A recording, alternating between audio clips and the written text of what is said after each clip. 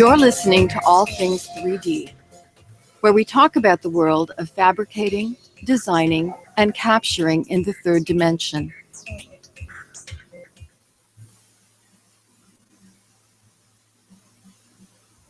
Whoa. This looks pretty cool. Hey, everybody. It's All Things 3D. Chris and Mike. Today is March 18th, 2016, Friday Week in Review. We're watching a video right now from Unity called Atom. Yes, this was actually shown at GDC. Played on, and it's real-time render, right? Correct. Unbelievable. And unbelievable. I'm going to go to a web page when it's done, but all the effects you'll be able to do on your own. It's like Pixar, but in real time. They don't even need render farms anymore. It's amazing. How is this even possible?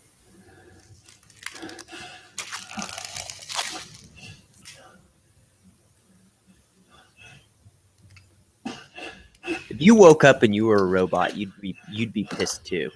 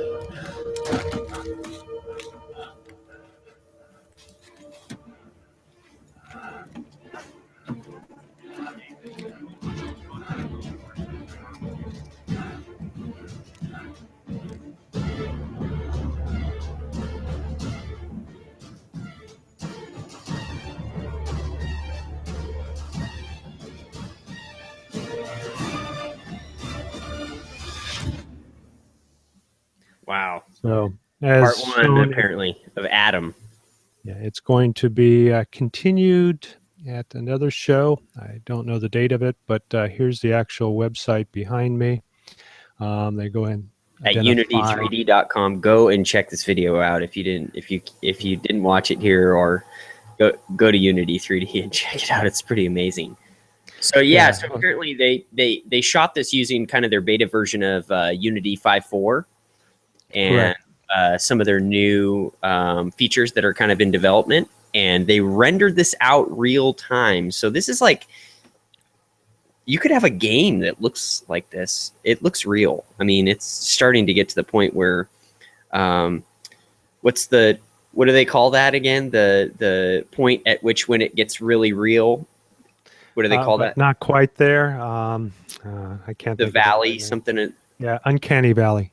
Uncanny valley, right? That's the whole barrier with 3D and reality that we kind of have been stifled, that we're kind of trying to bridge that gap. They can get so real on the computer, but once they get to a certain point of total realism, there's small details between that. There's a difference between real and not, that the human eye can actually distinguish what's real and not, and it makes it look even more fake than if they were to just fake it kind of and make it kind of cartoony. So a lot of video games now, they build in an artistic a degree of artistic freedom there, and kind of add a little bit of an animated look on purpose, because if they try to make it look too real, then you can easily tell it's fake and it looks kind of cheesy. And as you noticed here, we used robots. So you use things that don't really exist, or you put masks on your humans. Yeah, you do things to cover up that. The big reason that many faces look unreal is, one, you can't really capture the life in an eye. I mean, they've become a lot better, especially from a statics perspective. but animated wise, they're still not there. Plus, the facial capture, even though it is a lot better, in fact, we'll cover a little bit more because Unreal or Epic also showed with their Unreal Engine some new capturing techniques that are pretty stunning as well, and we'll show that video a little later as well. But yes, so Chris, what do we got going on today? Well, we've got all kinds of fun stuff. We're going to talk about, I mean, there's obviously, the big news with PlayStation and AMD, ARM. Is it ARM or AMD? Well, AMD was there. ARM was there. I mean, pretty much anything that has to do with gaming was at GDC. But we've got like the Sulon. Right, which is an AMD PlayStation product. VR. We've got some Kickstarter projects that launched. We've got, some upcoming Kickstarter projects. We've got, our usual 3D and medicine section. And then, of course, the Print Whisperer will come around and kind of give you some tips. I've got a really easy, nifty material choice for you, so stick around. Okay. Well, my main theme today is about a subject that I have been talking about for, over 2 years now. If you recall, back in September, we went to our first show together. In fact, that's when we kind of became buddies, if you remember. It was a 3D printing industry up in San Inside Jose. 3D or something like that, yeah. But it was we went to the show together. It was about the second time that we met. But one of the things that really fascinated me there was actually Sixense and the introduction of their stem. They had a prototype there, but I was immediately wowed by that. In fact, I had just received my DK1 maybe a couple of months earlier.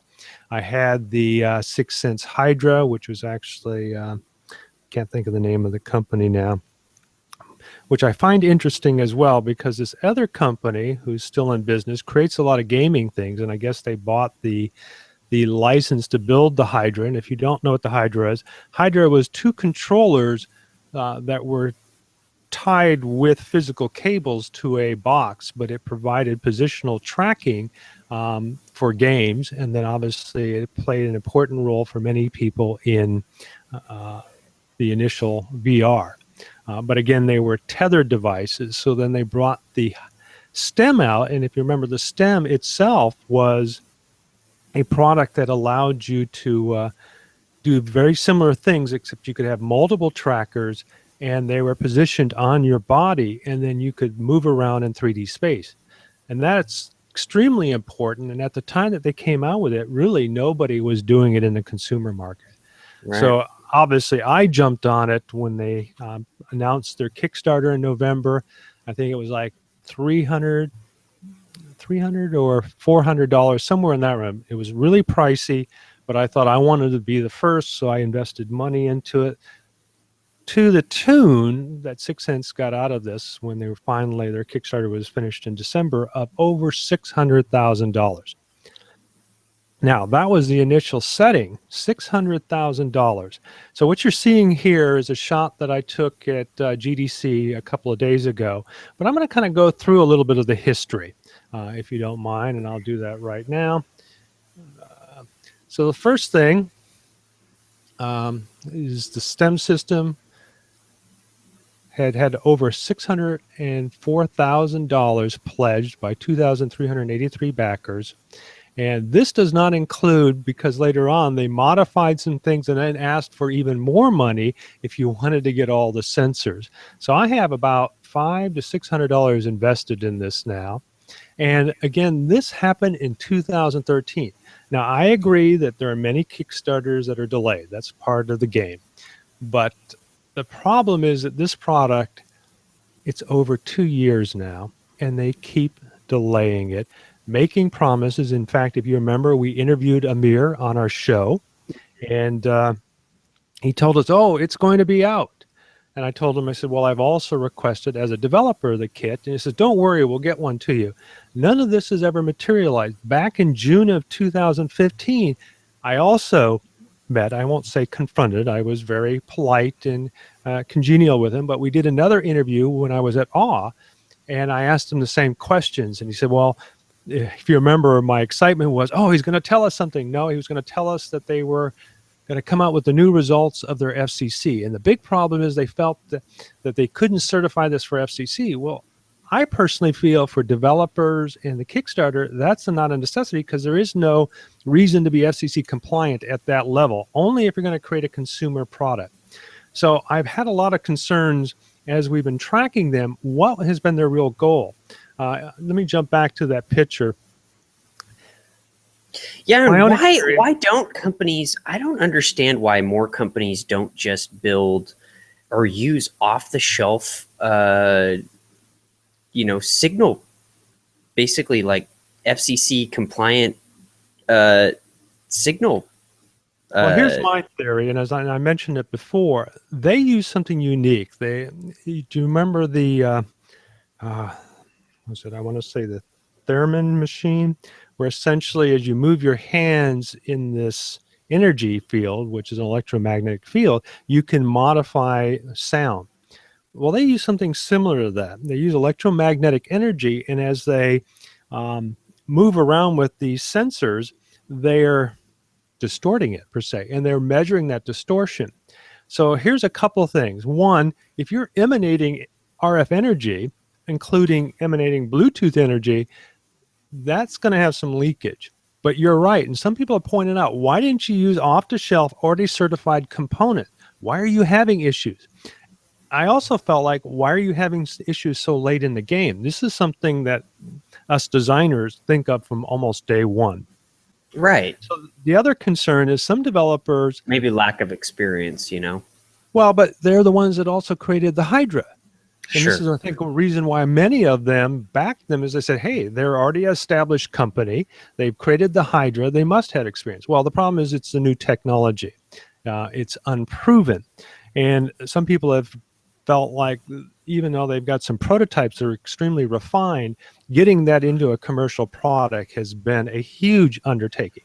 But the point is they've been very, let's say, I won't use the word directly deceiving, but they haven't really identified things specifically. And for almost a year, they were quiet.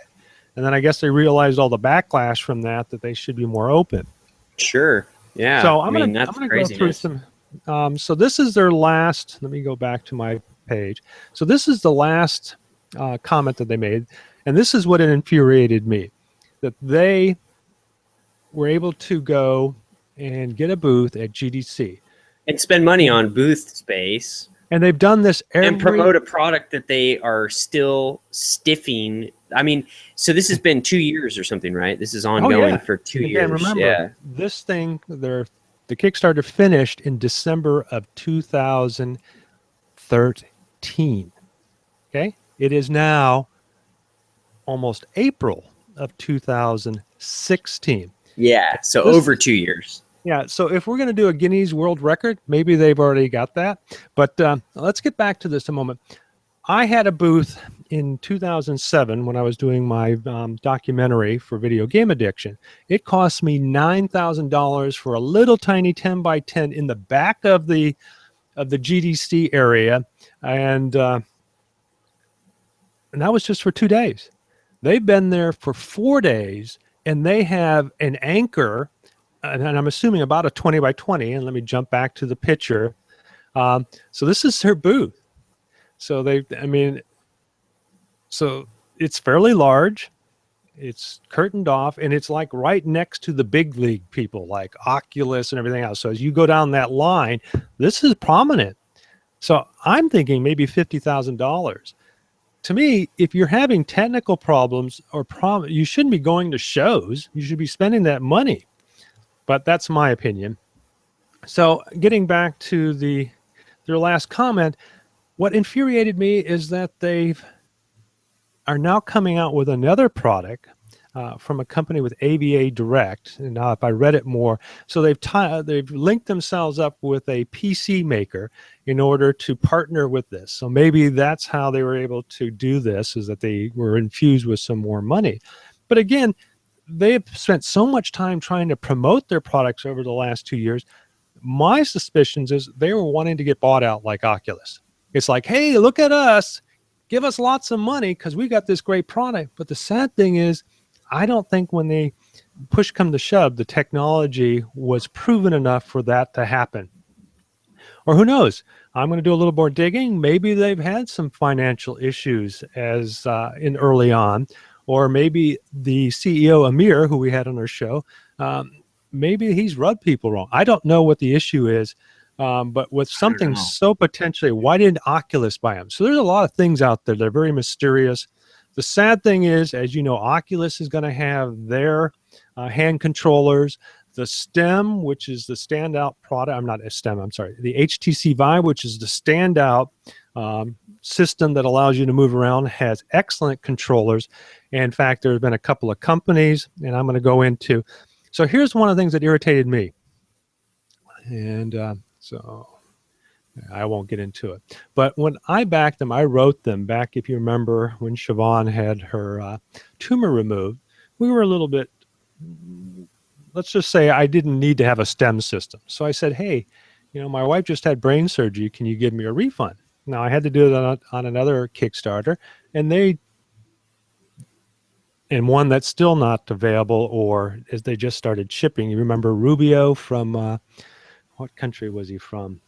The Rubicon scanner. I don't know if you remember. Well, he's had issues as well, but at least he was stand up. He gave me a refund.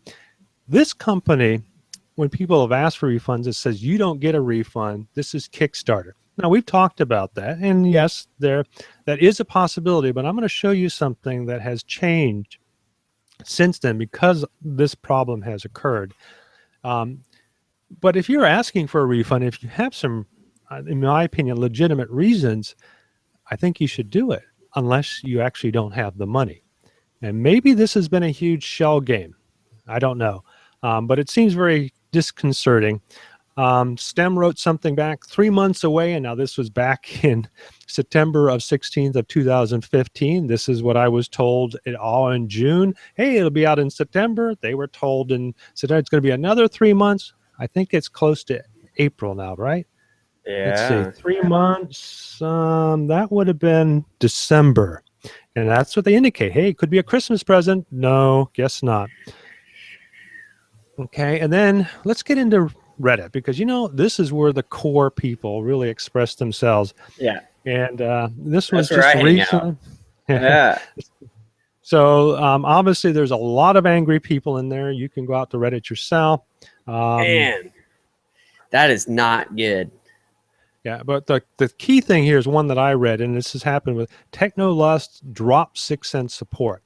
Now that the other hand controllers are out there, and they're still, and who knows, this was done a year ago. They may have come back. But the whole point is, not only have they done pledges, they also did pre-orders. So they've taken people's money as a pre-order, like if you had gone out to a store, which is handled differently. And a pre-order is a product, and you have 30 days. Well, they've told people that, hey, you want a refund? That's fine, but we take 30% of it. What's up with that? There's no restocking fee. They said it's for their research. How? I mean, what is this here, man? If I knew what I knew today, when I did this back then, I would never have done it. But that's what they say. Yeah, hindsight. Wisdom. All right. Jeez. So then, Road to VR, which is one of the big blogs out there that do a lot of stuff on VR, talks about another product, and this we also saw was Make VR. Remember that? Mm-hmm. Well, they were tied together, and then they separated, but then they've kind of gone away. I couldn't find any more information on this product. I have no idea where it's at.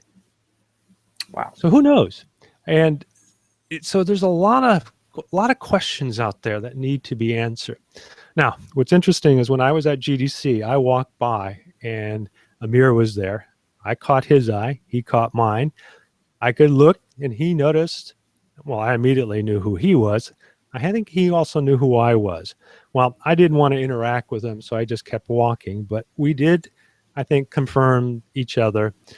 I had written already in my Kickstarter that what I plan to do is make them accountable for it. As you know, there has been a number of class action suits after the fact filed And Kickstarter themselves, if you go to this page, and all these links will be available, they now identify that it is up to, what do you want to call it, the creator to provide proper, what do you want to call it, ethics. And it's asking, is the creator obligated to fulfill the promises? Well, here Kickstarter says, yes, under their Kickstarter terms of use, that requires the creators to fulfill their rewards. Now, if you remember, that wasn't the case in the past. That is now. So if you create something on Kickstarter, you better damn well make a product that people have. So they have claimed, meaning Sixense, that in April, this product will be available. Now, they've said now end of April. Well, I told them, I said, if this product is not shipped to 50% of the backers in April, I will start a class action suit. So if you're listening to this, contact me. My email is info@allthings3d.net.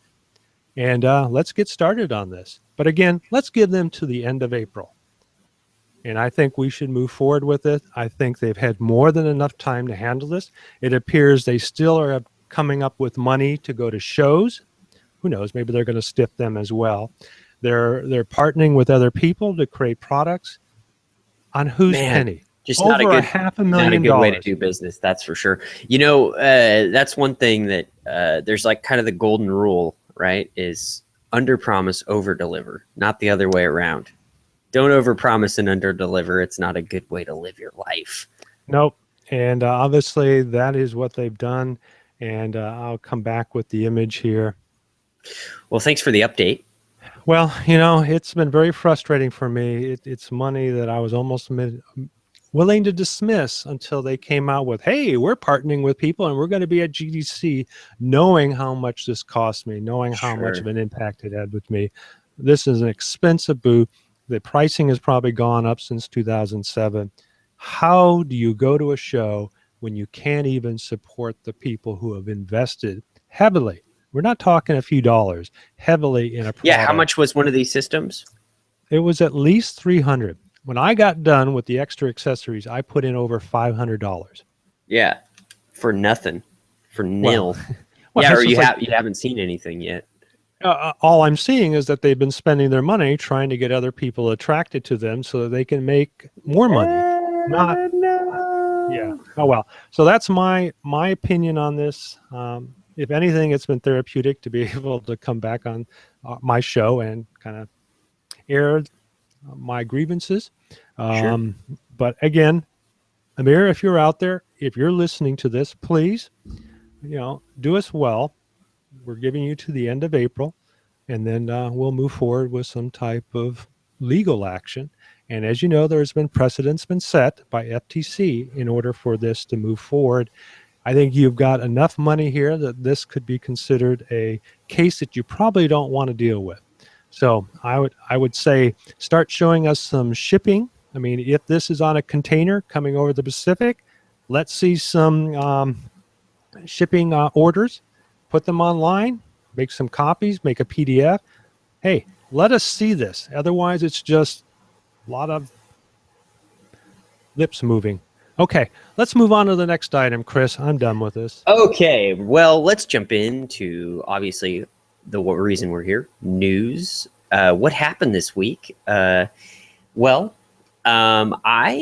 was pouring through some things, and I noticed this pop up. Katana, a new slicer, free slicing engine that can translate your 3D models into a set of instructions for your 3D printer, went live, and you can find it at printr.com. That's printr.com/katana, like a sword.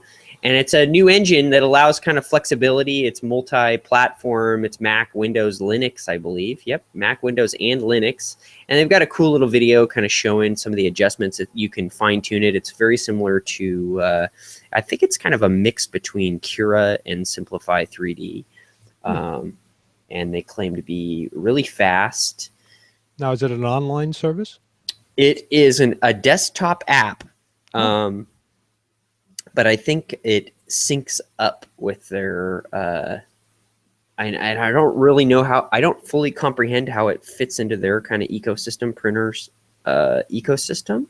And because I haven't had a chance to install it because I just found it this morning. So, but figured I'd let our listeners/viewers know about it. There's another slicing engine out there. If you want to try it out, head on over to printar.com/katana. Very cool. I will try that out.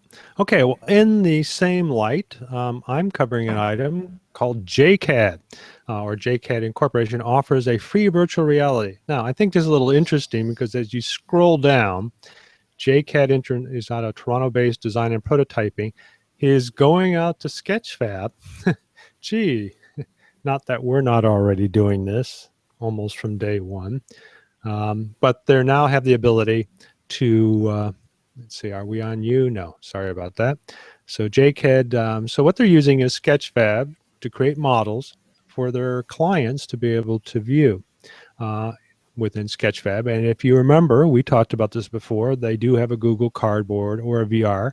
So if you've got it, you can actually look at this. Now, the thing that I have noticed that I would like to pursue as the technology gets better, and as you know, I have been moving towards that.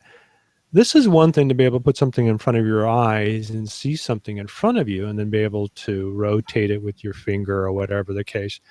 But like the Microsoft HoloLens, I would love to be able to walk around an object, move closer to it, and as though it were in real space, like it's there in the room.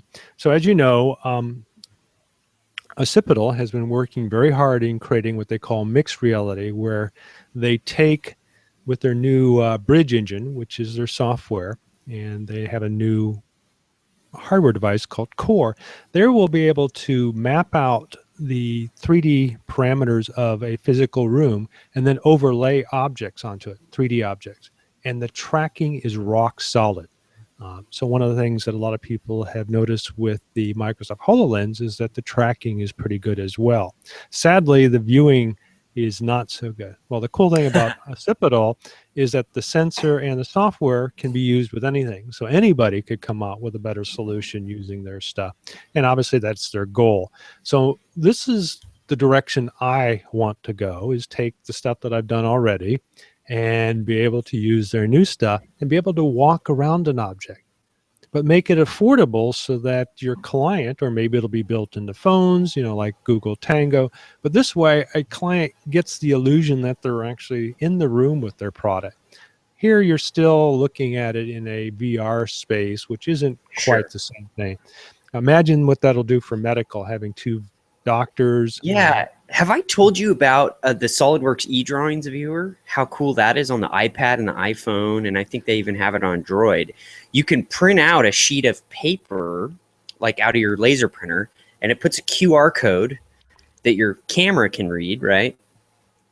And it reads the plane, so you can take your models from SolidWorks that you send your customers via this program called eDrawings. It's free for your clients. Mm-hmm. And they can put it on their iPad and they can do augmented reality. So they put the piece of paper on the on a table, so your phone knows exactly where the table is and what the scale is, and then it'll put the part on the table as the bottom of the bottom plane, and it'll lay it on the table, and you can see it in real size, so you can get an idea of how big the thing is and how, you know, kind of how it would look in that space.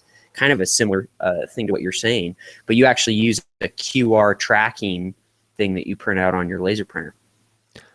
You know what? How about next week we actually do that? Let's create pretty a part. cool. You send me the e-file, and I'll have a my iPad hooked up, and we'll actually go through that whole process.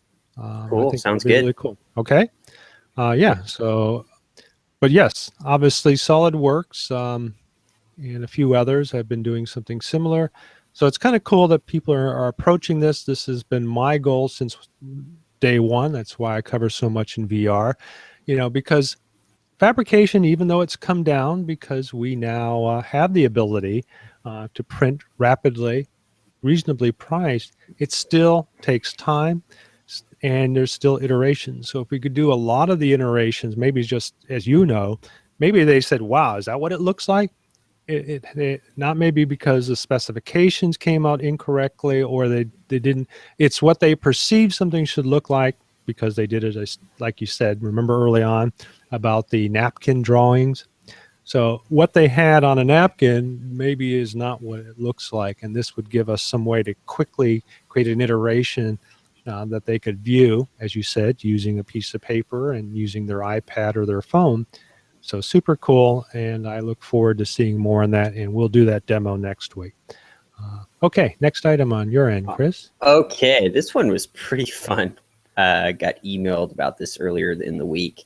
This is Olo, and it's a 3D, it's a resin DLP type printer that uses your smartphone as the DLP. And it's going on sale on Kickstarter for 99 bucks. And here's the kit. The resins, I don't know why they show the resins in, I think, these clear bottles, because obviously that would cure the resin. But it's a, UV curable resin. It's just an SLA printer. And you pop your phone in this thing. Now, we had Brad Hill on this. I mean, this is not a new idea. In fact, it may be the same company. How are they able to get the nits or the lumens, especially in the UV range, to do this? So here's the unit here. So you take your model, you get it loaded in the app, you pop it into this thing, the Olo. So here's it showing a guy drawing his thing. It's got to do the normal demo. So here it is in the base. And they pop this other unit. So I don't know if it has a lens, and then they put this thing in the vat. They put the resin in the vat, and then they pop the thing on. And obviously your phone is out of commission for a while, and you definitely want to put it on airplane mode or whatever. But then there it is, and they show a little cutaway of kind of the actuation of the thing, making models. So, okay. Well, call me skeptic. Oh yeah, call me skeptic as well. But definitely out of the box thinking, and I like how creative it is. I like, there was somebody that posted a quote, 3D printing, there's an app for that. I thought it was pretty good. That's great. Yeah. Well, my concern, and I think Brad Hill, if we should get him on maybe to talk about it further. As you know, Brad Hill built the little RP, plus coming out with the bigger RP soon.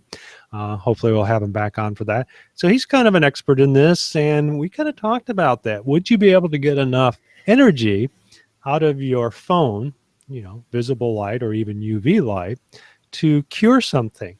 So my thoughts is possibly, but imagine the cure time that's required. Now, one caveat is that the iPhone still uses LCD. I'm wondering if this would work with an AMOLED, which is the organic LED. I'm sure it would. I mean, well, they use different processes, so I don't think the radiation or the wavelengths are the same. So it may differ. Yeah, and I think, again, one of the things that I think is great about like the Gear VR, for instance, like the Samsung Gear VR, the VR headset that uses your Samsung Galaxy.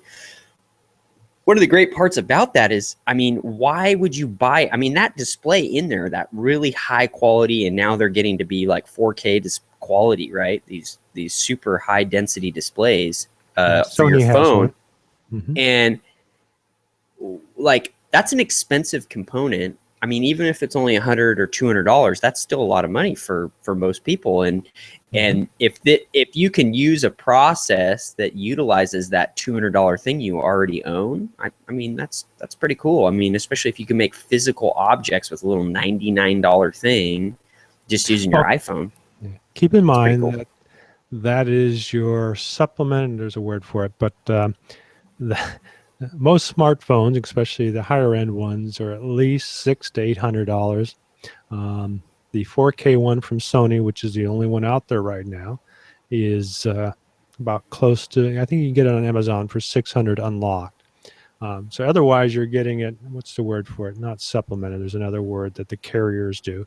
So even though you may be paying subsidized, thank you, $200 with Verizon or one of the others, AT&T, sure.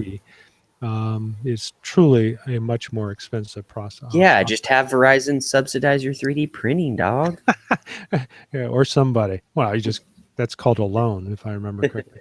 All right, moving on to the next thing. It's 3D in medicine, and I had some fun with this one. I love this. Um, This is pretty so cool. We as got to I have this mentioned- guy on our show. Yeah, that's a good idea. I'll send them out. So here we have a college student who decided that, hey, why is he paying the big bucks? And I have to agree. My wife, Siobhan, also had Invisalign done. Supposedly, I don't know if it's helped her headaches or not, but at least her dentist said, hey, this is a possibility. But in my opinion, they're really pushing Invisalign because the cost versus product is, I think, grossly skewed to profit the dentist. This guy must have thought so as well, so he was able to go into one of his labs. I don't know what type of scanner he used, but he scanned his own teeth. Here, I think I don't know what application this is. Is this 3D Studio?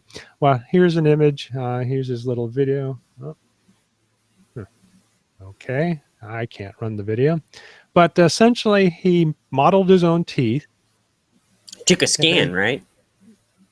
Correct. Well, Yeah. yes. I mean, that's what you'd have to do. What kind of scanner? I know we've had. I mean, he took a Dr. scan of the impression, right? Did his own impression. Oh, He took a scan. okay. Yeah. Thank you. Yeah. Chris. Yeah. So yes, that's quite possible. So he got some. And then he made his material, own. and then he printed the positives, and then from there he poured over his positive the silicone or whatever the materials. He found the right material, and created on Invisalign. And he went through and figured out the distance required in travel, because essentially this is done over a series of Months or time. or time in order to do this. Right. And he created his own, and I don't know if this is his teeth, this is before, Yeah. this is after. Great, man. How What a cool is dude. that? Yeah, You that's know pretty what, funny. Chris? I completely failed. Now that I see this, I'm going to say, Siobhan, let's do our next ones. So I'm going to do Okay. this on the show. I want to do this. So my saga is I don't know, maybe like 10 years ago, because I never wanted the braces. I just didn't have the gall to do it. I don't know why. I just never wanted to. And the metal braces, but the Invisalign, I was like, okay, all the dentists are like, you should have braces. It's like, well, I'm very skeptical about doctors and dentists in the first place, but I was like, okay, I'll entertain it. I'll go, and the guy says, you can do Invisalign. So I go and they prod around in your mouth, and they're like, okay, you could do it. We need to have you back to do the impressions, right? So they have me back, I pay for a set of impressions, and they're like, oh yeah, we'll have you, we'll get you back to do the Invisalign, or we'll start you on the program. They call me and they're like, well, sorry, we can't do your teeth. Your teeth are too messed up. You can't do Invisalign. And I'm like, man, my teeth aren't that messed up, I don't think.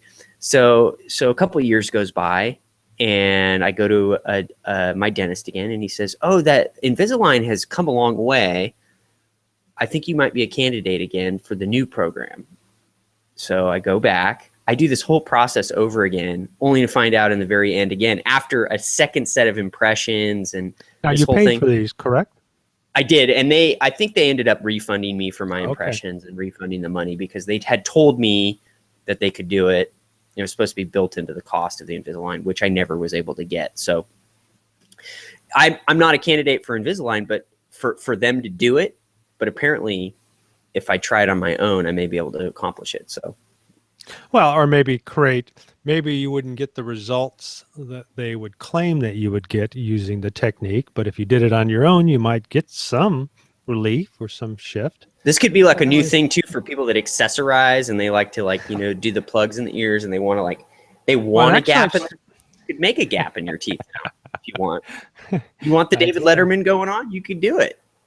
Yeah, I don't know if you could actually create a gap. It's more, if you notice the way this is shaped, it's like, I don't know. I played football when I was younger, and you took an impression and they made one specifically for your mouth, and it was kind of like this. So I think that's kind of funny, and I don't know why I guess I know why. If you remember, we had Dr.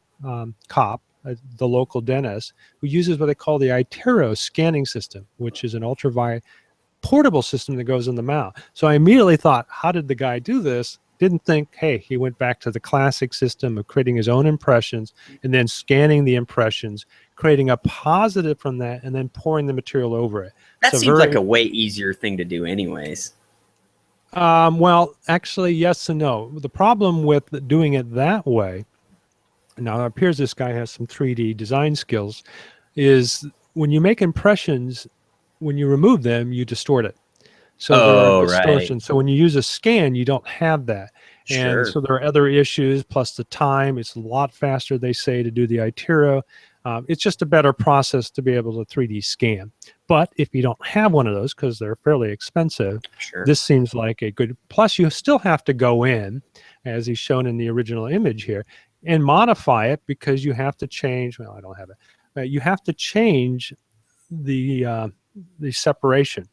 Probably make it tighter so that. So you have to make some 3D design changes to this. It's not just making a mold, otherwise you just have a mouth guard. So you literally have to go into 3D software of some sort and literally probably associate certain vertices and just kind of compress them, move them a certain amount. And this is what this guy did. So I thought that was super cool. And yes, let's see if I can find an email and have him tell it to us directly. So pretty very classic. Fun. Yeah. But hey, another shout out from actually Fox 6 News. So thank you. And yes, very cool. All right, on to your next item, Chris.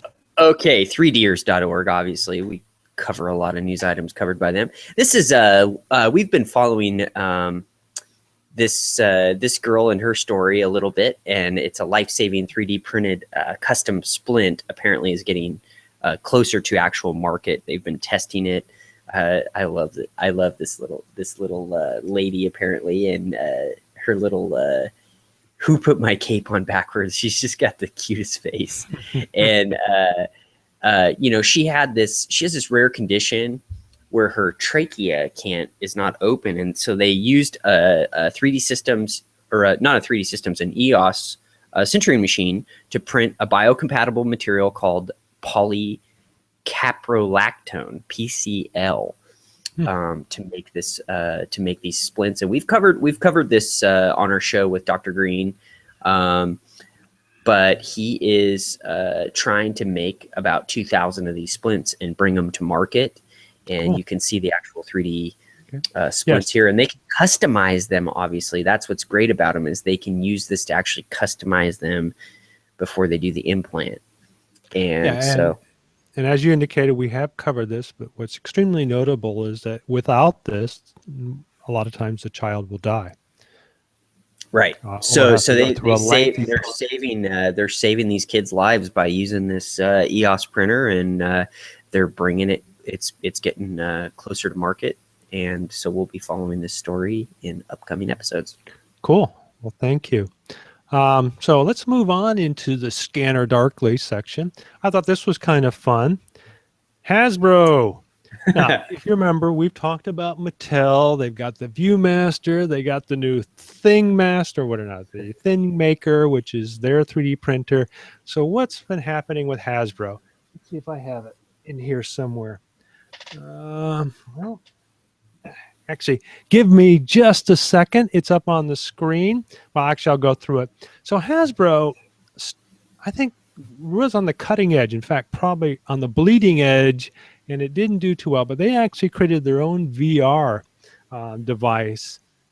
Gosh, it's maybe when the original iPhones came out. And I'll tell you what. Give me just a moment. 10 seconds. Yeah. I think Hasbro was the one that had the little, back in the day, those little, I remember these now.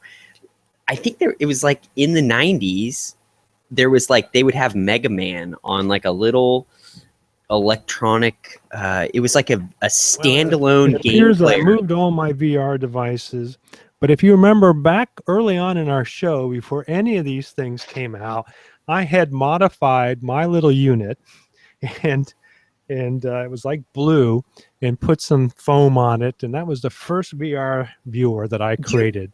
Do you remember, I was just mentioning, do you remember like the standalone handheld games that you would buy? They were like, you would play Mega Man and it was a black and white screen and it was one game. It didn't have cartridges. It was like a little thing, you pop batteries in it and it was like a little game.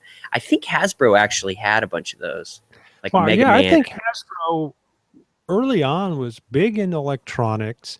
Like I said, they created and they didn't call it the ViewMaster because obviously that is trademarked by Mattel.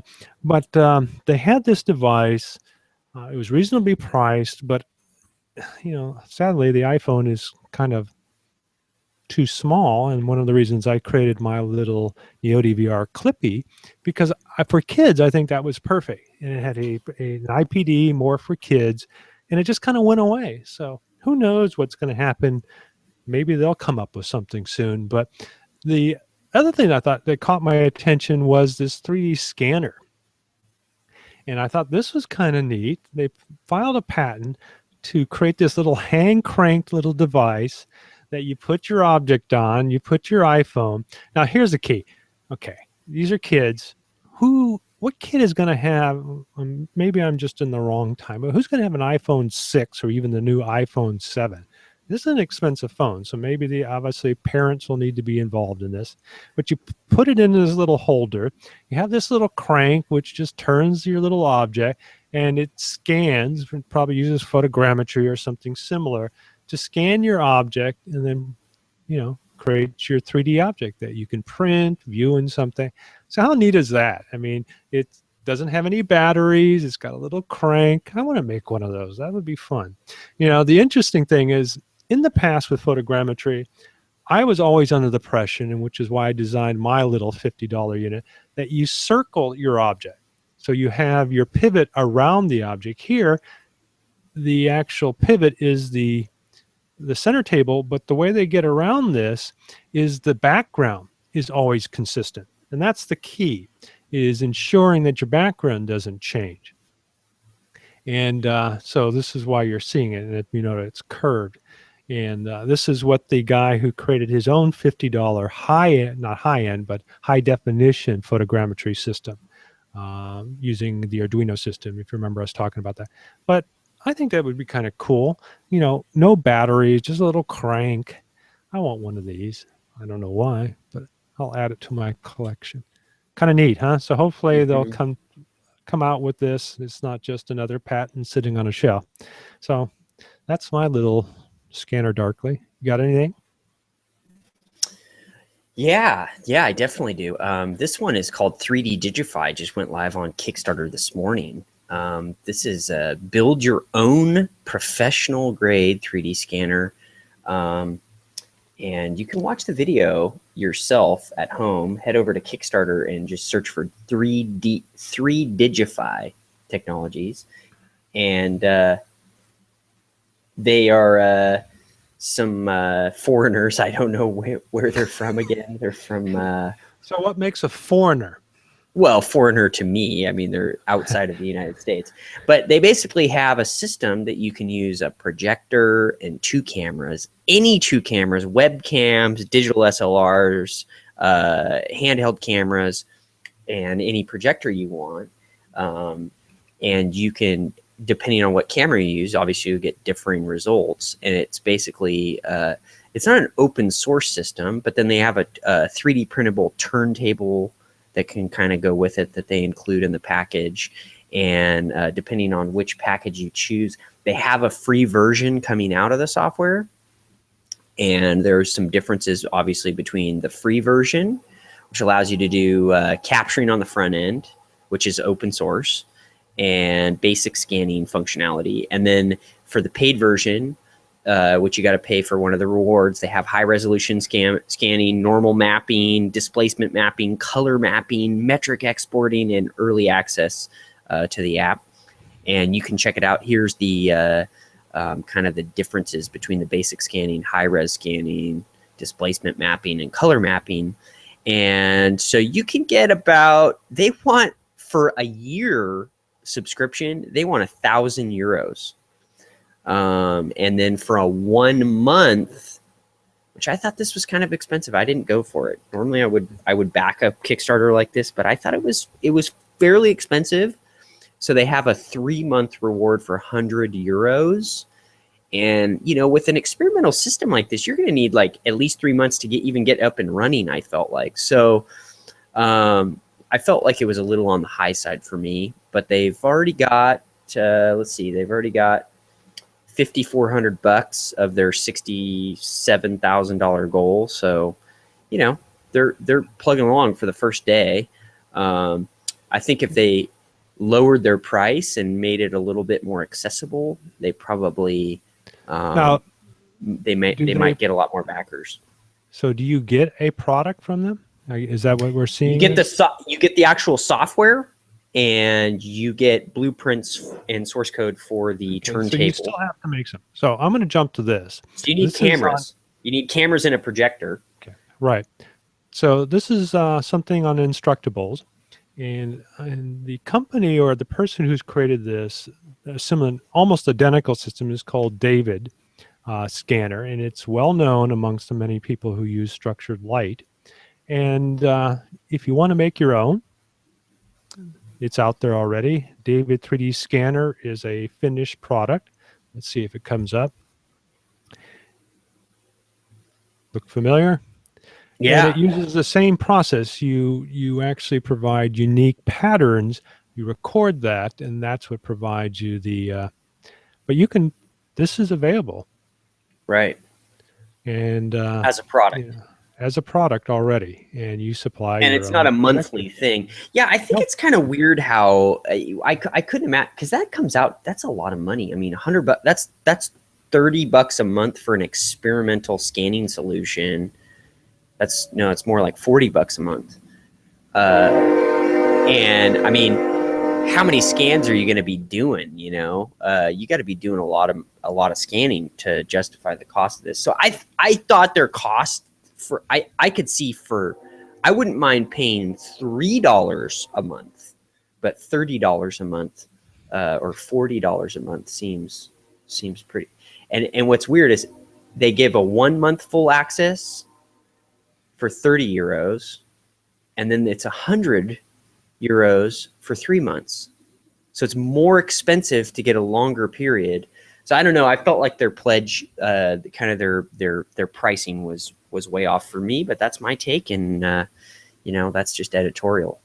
But the actual news item is that there's a professional scanning. They're claiming professional scanning kind of package software that is flexible, that you can use any cameras that you might have lying around, any projector you might have lying around to make your own scanning solution out of stuff you already have. Yeah, and again, I don't want to be the devil advocate here, but we covered my own little $50 turntable using photogrammetry, the reality capture. We've had several people on. Remember Paul, who's now using it. Yeah, you can buy that for less than the money here, and it's not like they're providing any hardware. So why would you go with this solution versus photogrammetry and spend $300 to $400 for a photogrammetry package? Don't know, and it's not like it's any quicker. Okay, so on to the most important thing today. No, just kidding. If you remember, one of the things that I did, I'm still looking at you, is went to GDC. Went on Wednesday. I was there actually as a developer, not as All Things 3D, but I thought, hey, I am there as All Things 3D as well. So I had a chance to go around. Later on, I'm going to put up some 360s. Took my trusty little V.360 with me. So I will have some fully panoramic walkthroughs. So if you want to join me later on, that should be up Saturday or Sunday. But I wanted to show some images of what I saw. And as you know, I cover a lot of VR and working on a lot of VR stuff. So this is some of the stuff that people have been putting out. This is Project Alice, which is this headset here. One of the things a lot of people are complaining about is this bulky thing that you have in front of your face. And my goal is to kind of reduce that with my own, but it is interesting that all of them seem to look very similar. Here is a scene of somebody using the HTC Vive, and we actually had these people. Whoops, I almost, hang on, make sure that that's playing. So the HTC Vive, but what's interesting about this, notice what he's got on his hands. Do you remember us talking about a company who's created a glove? So this is that company, and sadly I don't remember their names, but this company was running demos of using the HTC Vive with the carrier, so that it provides spatial information, and then the gloves themselves allow your finger orientation. Here is a picture of the actual glove. So turn your head sideways, and here's the sensor off to one side, and then the glove, which provides you finger dexterity, so you can actually touch objects, as we saw. And they're going to be on. I talked to the CEO, and he'll be on our show to talk about it. So look for him in about a week or two. And then let's move on to some fun images that I took. And that is, the big news at GDC was the announcement by Sony of finally a price on their PlayStation VR and when it'll be available, which will be in the fall for, well, that's the bundle of $499 that I have on their website, but for $399 for the headset.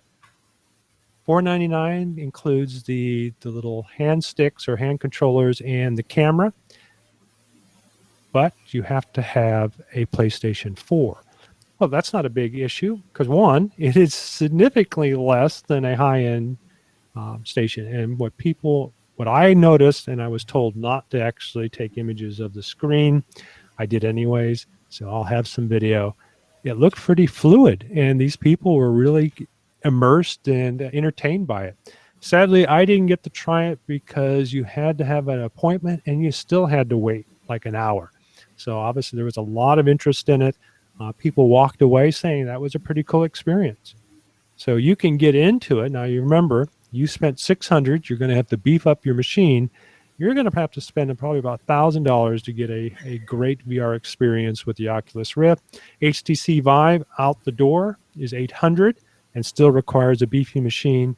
The PlayStation is very reasonable. I think you can get one for $300. I think it's $399 for just the unit, and then if you want the motion, they have a package they announced yesterday that's And let me jump to $500. that real quick. I Actually, think it's $500. I think it's $499, and it comes with there it is, and it comes with a game, the 2 hand controllers, and the camera, the motion tracking camera, which normally I think that whole bundle is like another $300. Yep. So they've obviously want people to buy this. The ecosystem is, You save like $200 if you do it. Right. Yeah. So I don't own a PlayStation 4. However, if I wanted to get into VR, this might be a good choice to experiment with it. I have a feeling it's going to do really well. So they this sold out. I'm sorry. Yeah. Go ahead.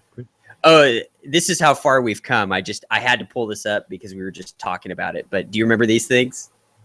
Did you ever play on these things? I played on these things. This is what I had when I was a kid. Okay. When I was a kid, or or video actually game we had. a teenager. Now, this was still an LCD screen, and you could make out that these were characters. I had a football game that was just LEDs. And the LEDs represented the players, and you had to move them in it was a grid of LEDs, and then but this was, gosh, how old was I? Somebody needs to, 13 I need to 14? make a Raspberry Pi one of these.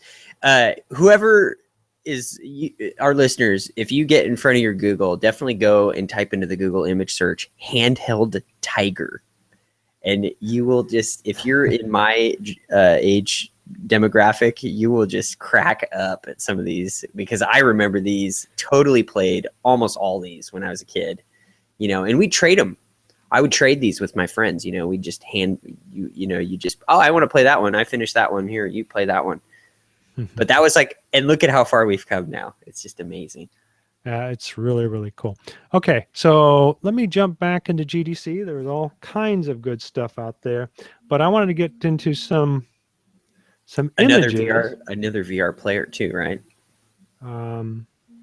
Yeah, well, there was several of them, but here's some more images.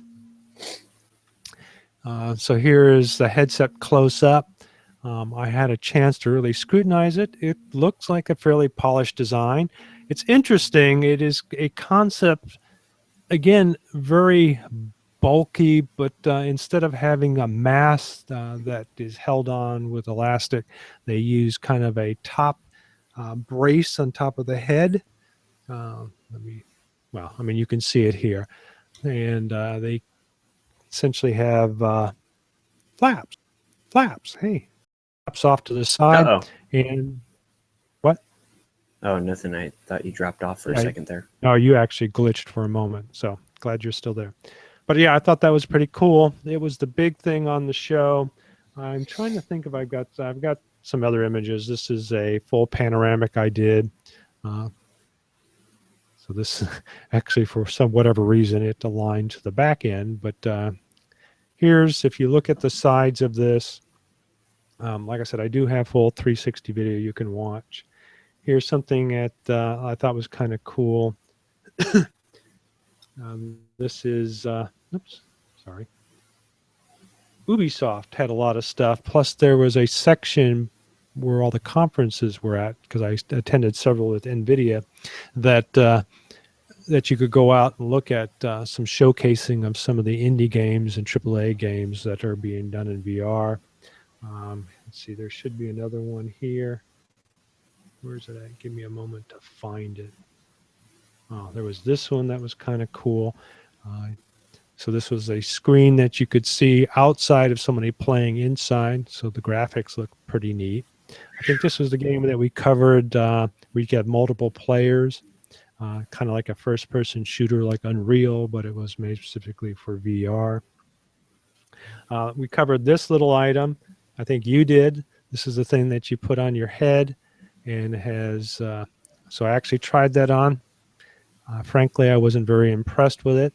I mean, they don't claim for it to be a VR device. It is like a screen projected in front of you, but I felt the optics, which, as you know, I'm very partial to, weren't very good. It was kind of blurry, and I was not impressed with it. I've seen better, and the other thing I've noticed with these VR, the other thing that I've noticed with VR is you got to make sure that those little glass things that are kind of like interfacing with your eye are super clean. And if you have people like at a trade show, it'd be incredibly hard to keep those clean, because you got everybody trying to put it on and they're not putting it on the right way. Because like I remember when I had the dev kit of the Oculus, you have to put the thing up to your eye and then put the band on, right? You don't just try to like slide it onto your head and drag the thing across your greasy ass head. So like, because otherwise it's going to get grease and like kind of fog up the lenses, and it makes it all look weird. So that could be, I think trade show environment, the VR thing is like definitely kind of a tricky thing, because unless there's somebody standing there that's cleaning it every time before somebody puts it on, you're gonna have a distorted kind of thing going on. Yeah. Well, that's what kind of neat. Hamido actually includes a nice cleaning cloth, and I think that's something I carry with me all the time, because yes, keeping your ARM lenses is like clean. the new Intel, huh? So the ARM is like everywhere right now. The new Raspberry Pi has the ARM in it, right? Yes. Well, and all of these new VRs that are so that's our. Can we go into our next item? Not quite. Let me explain this a little bit, and then ARM. I think you wanted to talk about the Solon, right?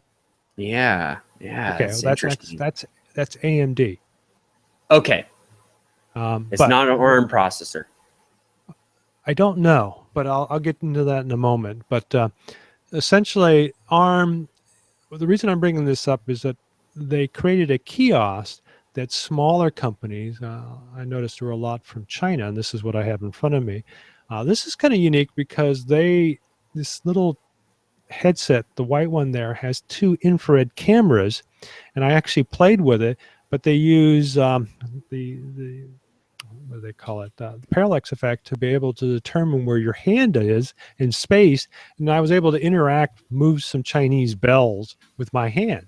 And as you know, we kind of talked about that when I was doing my initial videos of my Neo DVR system, where I was walking around and I noticed I could put my hand in front, and I said, wouldn't it be cool if we could just create some algorithms to look at that? Well, guess what? That is happening. This company, and I talked to them a little bit, and I said, yeah, have you guys heard of occipital? And they said, yes, we're talking with them. So it may have their algorithms might see life in another product. But the other thing I thought was really cute, if you see right in front of the woman here, there's a very small little headset. I asked her, I said, was this made specifically for kids? I don't think so. I think it's mainly for a particular smaller statured group of people. And but I thought it was perfect, the IPD. So I'm going to contact them. It was well made. I'll have to look at the optics, maybe change those up. But it's kind of like my little Neo DVR Junior, except in a little headset. So, and it's already made, and it's probably very reasonably priced. So I'm going to see about getting one of those. But yeah, it was pretty cool. They had these little tiny kiosks everywhere, which probably didn't cost them much, or they maybe even have been invited to come in. So it gives people an opportunity to show off things if they wouldn't have the budget, because GDC, like I said, it was pretty expensive in the past. All right. So sorry, Chris, let's get on to another big item. Okay, and you're right. It's AMD, not ARM, not ARM. It's AMD's newest. This is kind of like they just unveiled this at GDC, and this is their Sulon head-mounted display. So HMD, another head-mounted display. They introduced it, but I did not see it. Okay, I don't know and if they've got a YouTube existed. video. Yeah, no, I don't. I think it's still kind of behind. But what's interesting about the Sulon is it's apparently an off the shelf. It will be AR and VR built into the one package. Is so I'm told by the video. And so it has some sort of front-facing cameras or sensors, kind of like what the Oculus. If you join it together with the occipital, you can walk around. Oh, and you've got a demo here. Right. So here we are walking around a room, right? That's an actual room that we're walking around, but you've got virtual elements. So this is more of like in the augmented reality. Well, let me give you a little bit of the background. Essentially, they have cameras built into the front of it. So you're actually looking at video from the cameras. And then obviously by having that capability, if you notice, the objects were floating in space. Now they've broken through the ceiling. A lot of them are shying away from any real surface. In other words, if you notice, nothing is actually, if you remember the occipital, the objects would jump off the couch and so forth. So they know where the floor is, they know where the ceiling is. So if you notice, their demo has that capability. But because they're actually using cameras onto an LCD plane, the objects there seem very solid. Would you agree? Yeah, it's pretty amazing. Yeah. And one of the things, like with the Magic Leap or even the HoloLens, since they project upon a, what do you want to call it, transparent screen, I can't see that actually having full opacity. I mean, there's no way that could be possible. So there's still got to be somewhat of a translucent. If you have a screen and then cameras that are matched to your stereo imaging, I think that might be better. So now we're getting into a true VR image. Now, what makes the Sulon, the Sulon different is that it's all self-contained. You've got your screen in front, you have the sensors, and then you have on the back of the unit the processor. Now, AMD has always been good at creating SoCs of combining either an Intel, and maybe it is ARM now, I'm not sure, and their own graphics chip, which have been pretty good. They've actually compared much better than the Intel's internal graphics. So if they made this into a low power chip, this could be very interesting. So I have some commentary. Sure. One of the things I've noticed that's really cracks me up about all these new devices that are coming out. So you've got the Avegant Glyph, right? The Avegant Glyph, Oculus Rift, Avegant Glyph. And then, so the Sulon, I'm looking at this word and I'm kind of like looking at this thing. And if you look at so Sulon, but then if you look at it backwards, is Nolus. And this N is like almost, if you turned it on its side, if you just added one more letter, you'd get Oculus backwards. If you just switch these two letters and put an O, you'd get Oculus backwards. So I don't know if these companies are doing this on purpose or where they're coming up. I don't even know what Sulon means, but it seems like to me that they're all paying homage to the Oculus in some weird way. I don't know. I haven't thought that much about it. It's pretty weird. It's pretty funny. So here's I don't know if this is a render, more than likely. Yeah. But essentially, as you can see, there's a power button. There's some buttons on the side here. What's interesting is this is something that's also in the HTC Vive, and I think there's another company. These, and I have found, because I now have a set of these lenses. These are Fresnel lenses. Remember, we had the CEO from Reality, and That's at the right. time when I got my demo unit, I was not impressed. However, the lenses have been refined. Sadly, the HTC Vive seem to have a coarse Fresnel ridging, but the ones that I just got have a finer ridging, and actually I was pretty impressed with it. But this will also have Fresnel lenses. How do I know?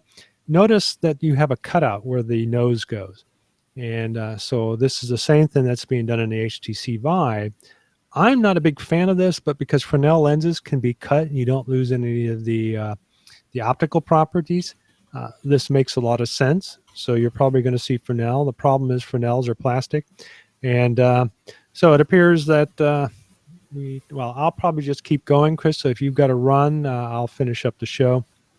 But we're almost done. But yes, this was a big thing. The other thing that I want to cover really quick. Let's see, I thought I had one more link. Let me bring up the show notes. So, Chris, why don't you get into your Print Whisperer, and then I'll come back to it. Yeah, so this is a real quick, easy tip. I've been printing with this. I got some of that new NGen material from Color Fab or from Eastman Kodak. Apparently, they worked with Talman, and they formulated. A few weeks ago, I started printing, or I should say about a month ago, I started printing with that Color Fab XT material that I've had on my shelf for months, and I really liked it. It printed really well, and then I had like kind of an issue with it where I don't know, some error happened, and then it made a big goop, a ball of goop at the end of my hot end. It just, one of my prints failed, and I haven't had that happen in a real long time. But I got some of that NGen material. Was it early this week, and I printed out. I've been printing with it all week, and I love it. So if you are looking, I do. I have some parts back here, but they're all kind of, I can't really show them, and they're okay. Kind of they still need a little bit of support removal cleanup. And the support removal seems to be going pretty smooth. I'm just using the normal chisel and pick kind of to kind of clean out the parts. But it prints really nice, no warping, adheres to the bed. And kind of the tip for me that I found is if you warm your bed up, so you print with at about 60 Celsius as your bed temperature, but then part removal is a lot easier if you keep your bed at about 50 C. So recommend that from the Print Whisperer is when you're printing with NGen, is do your print and then warm the bed back up. If you come back and your print's done, just warm your bed back right up to 50 C, and it'll make it really a whole lot easier, especially with the PEI, because I found a lot of these materials, they don't want to let go of that PEI because it sticks so well. But when you warm it up just slightly and then use your handy Cricut that Mike gave me, Mike gave me that Cricut. Say, that has been a fantastic. It's a cool little tool, and it makes removal of the parts a lot easier, and it's a lot safer, I would say, than the clam knife. Clam knife, I feel like I'm going to take off a finger every time I try to pop prints off with that. And I feel like I'm kind of wrenching a little hard on the printer and might shift stuff. So this thing, it's like nice because it's kind of thin. It lets you get under there. It's got the wedge and kind of you can just go around the perimeter, warm your bed up a little bit. But recommend you go out and you order some of this color fab. You're going to pay just a little bit more than the cheap material, but pay a little bit more and you'll get these polymers that are like the best ever for printing. So go check it out. NGen. Well, and as you know, I've been a big fan of Polymaker and their Polymax.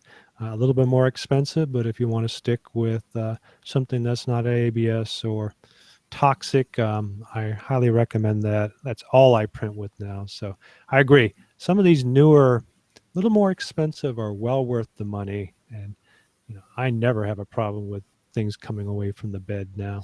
Oh well. So thank you, Mr. Print Whisper. All right. So I'm going to end this. And so, Chris, if you want to say goodbye, you're welcome to. I'm going to end this with a video that I'll start. I'd like to take a look at some new technology This from is Epic Tim Games, who's Sweeney really close from partners. Unreal, and he's going to walk me talk through this. about, I'd like to let me introduce see if I Tim can bring Liver. that down a little bit. But he's going to talk about some of the cool things that they showed off at, let's see, I'm sorry, I'm still on you. There we go. That was Tim Sweeney earlier, but this is Kim. But they're going to talk about some of the cool things that are in the Unreal Engine. You know, we've had some of the VR stuff that they're going to be introducing that allows you to manipulate in VR. But more importantly is the stunning graphics. And this is obviously one of the new games. They just keep Something pushing that, it. yeah, oh, they are. Let's see if I still have it up. Yeah, they'll bring it up. But notice the hair. One of the things is the hair shader. The hair looks Good like Lord. real hair now. So these are characters that were created, and I'll let this play through. Otherwise, we end the show. But look at it looks like real material. Now, keep in mind that all this will run in real time at these levels. So, as we saw with the Unity demo, look at the skin texture there. So as we get closer, now that we have VR capability where we can put something and be fully immersed, we'll be able to wake up one day and actually be in that environment, and these characters that we'll be interacting with will be very much like real things. And as you know, AI has Jesus. improved. While we're talking about, yeah, look at the hair there, the hair Oh shader. my God. If you remember, the Go champion was beat by a computer from Google. He just died on me. Oh, well, Chris had to leave. I'm going to let this keep playing. So as mentioned, I was at GDC, spent some time there, and had an opportunity to talk with a lot of them, look at a lot of this stuff. But the stuff that is coming out, we showed the Unity video at the beginning of the show. This is a talk that was done by Epic, showing the capability. Crytek was there as well. They were showing off some cool stuff. They've now incorporated a scripting of C#. So if you're familiar with that in Unity, you can now move over to Crytek. Crytek will have their engine will be utilized in I can't remember the name of it, but it's a dinosaur character, a VR game that's going to be announced with the PlayStation. And that will allow them to also have a very photorealistic. They're known for it, for doing that. But the fact is that you can have those same quality on a PlayStation 4 will be very cool. So, let's jump in. Here's some more visuals. So they are really moving into the photorealistic arena. I had converted one of their mobile demos into a VR, and I'll probably show that next week. Very stunning. I mean, it actually made me feel like I was in that temple. So we are pushing the envelope, and with the hardware, there we go. Here's Hellblade. But the quality, again, from the Unity, the Crytek, and the Unreal Engine is just stupendous. And one other thing I want to bring up is that there's a new player in town, and they're called Amazon. Yeah, I know. They're the ones that you get things, in my case, always late, that you order, but they've gotten into the video gaming. They have something that's called Lumberyard. It's free to download. There is no cost at all. And their big strength is they're tying this with their AWS cloud system so that they can scale up quickly for multiple games. It is based on the early version of the, not early, maybe 1 or 2 years ago. Again, watching the video here is stunning from Unreal. But the Lumberyard is based on the Cry engine, and they're adding more tools and the ability to use more assets. And they haven't announced a date, but VR will be available in Lumberyard, and it will support the Oculus Rift as well as some of the open source VR experiences. So a ton of stuff. As mentioned, NVIDIA, AMD have a lot of stuff coming out. NVIDIA GTC in a couple of weeks are going to show off their brand new chip. From the scuttlebutt is that there was actually samples delivered to some of the Taiwanese companies that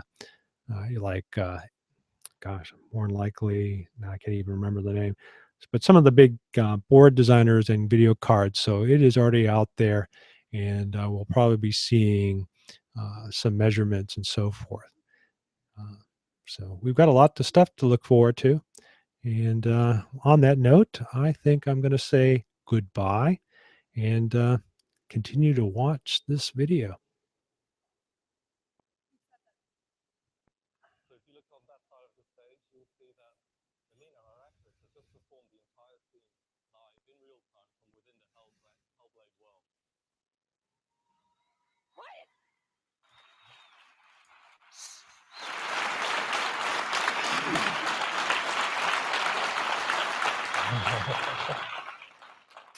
So this is a pretty amazing technology.